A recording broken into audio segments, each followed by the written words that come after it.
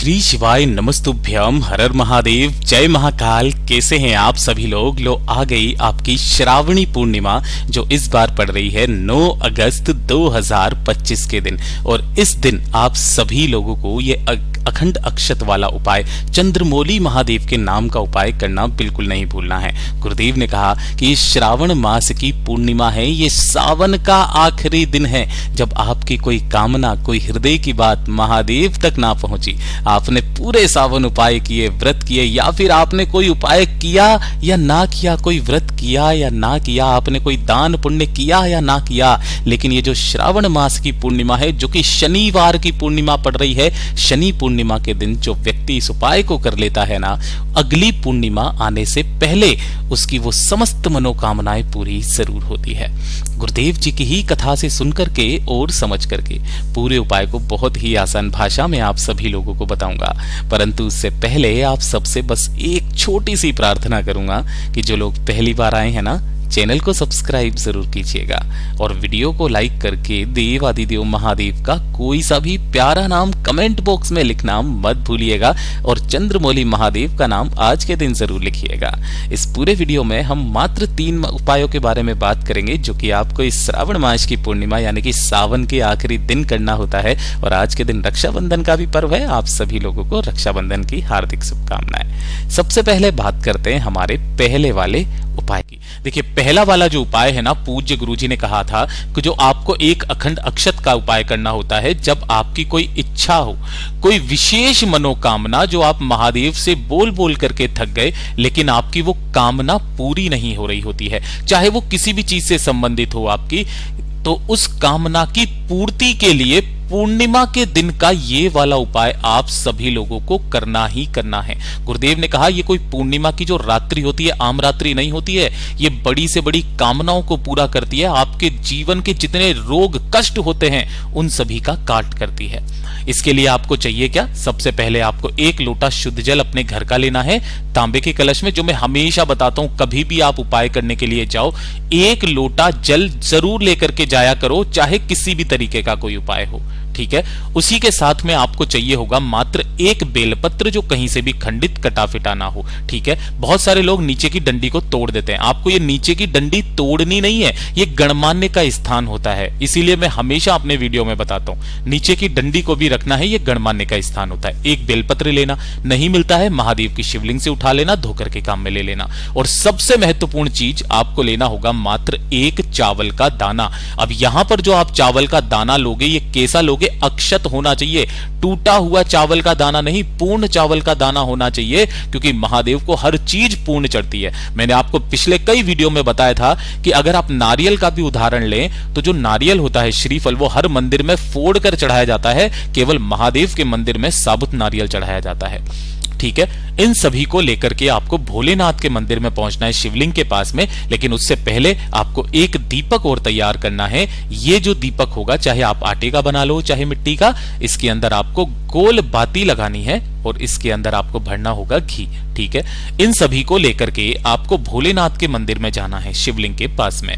लेकिन जैसे ही आप महादेव के मंदिर पहुंचोगे, सबसे पहले पड़ेगी महादेव के मंदिर की चौखट, ये वाली, ठीक है ना, चाहे मंदिर की चौखट हो चाहे यहां पर, ठीक है। तो जब आप अंदर जाओगे ना, तो अंदर जाने से पहले महादेव की चौखट पर आप जो 1 दीपक लेकर के आए हो, उसे दाहिने हाथ की तरफ में अपनी कामना कह करके यहां पर प्रज्वलित कर देना, जला देना, ठीक है। अब इस उपाय को करना किस समय पर है, उस चीज को विशेष करके ध्यान देना। गुरुदेव ने कहा वैसे तो आप पूर्णिमा के दिन किसी भी समय पर इस उपाय को कर सकते हो, अगर आपके पास में शाम का वक्त ना हो, परंतु उससे सबसे विशेष जो समय गुरुदेव ने बताया, जब सूर्य ढल जाए, यानी कि प्रदोष काल के बाद।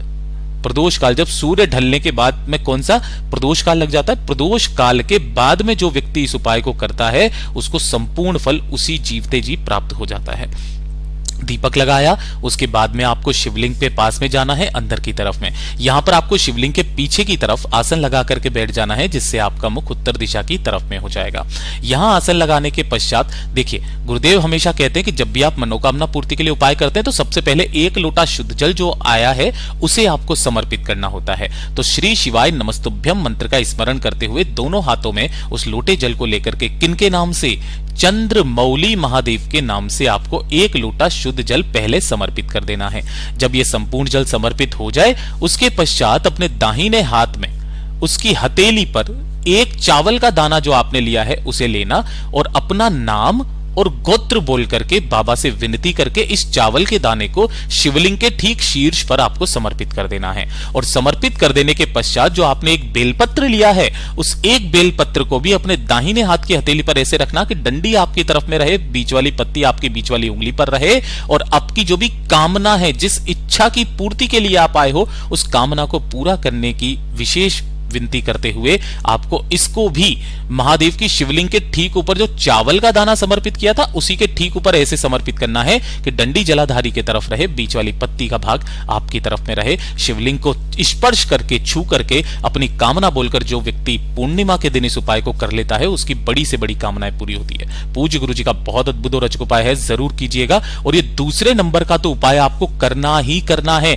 यह है वो इत्र का उपाय जो आपको शिवलिंग के बीच वाले स्थान पर लगाना होता है ना, खाली स्थान पर नहीं, बीच वाले स्थान पर लगाना होता है। ये किन लोगों को करना है? देखिए, ये जो पूर्णिमा का दिन होता है ना, ये आपकी बड़े से बड़े कार्यों को बनाने वाला दिन होता है। अगर आपके कार्यों में आपको सिद्धि चाहिए, मान लो आपने कोई कार्य स्टार्ट किया है, आप चाहते हो वो कार्य हमारा सिद्ध हो जाए, हमारे कार्य बनने लगे, चाहे वो व्यापार का कार्य हो, चाहे वो नौकरी का कार्य हो, आपके कोई काम अटक रहे हैं, चाहे वो कोर्ट कचहरी का हो, जमीन जायदाद से संबंधित हो, तो वो सारे कार्य आपके एक झटके में बनेंगे जो व्यक्ति अपने सच्चे मन से इस उपाय को पूर्णिमा के दिन करता है। करना क्या है? आप लोगों को गिन करके 7 चावल के दाने लेने हैं जो अक्षत होने चाहिए, पूर्ण, कहीं से भी खंडित ना हो।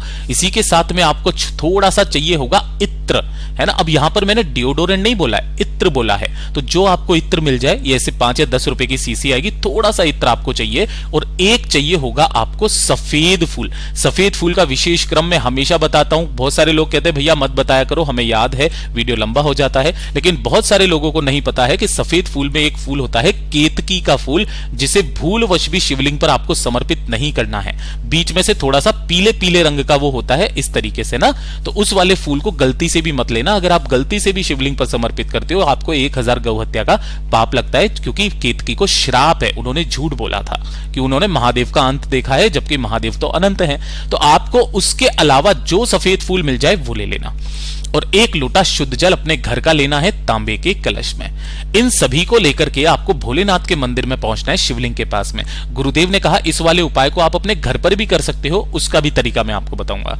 यहां पर आपको शिवलिंग के पीछे की तरफ आसन लगा करके बैठ जाना है, उत्तर दिशा की तरफ में मुख करके। गुरुदेव ने कहा पूर्णिमा के दिन किसी भी समय पर रात्रि के 12 बजे तक आप इस उपाय को कर सकते हैं।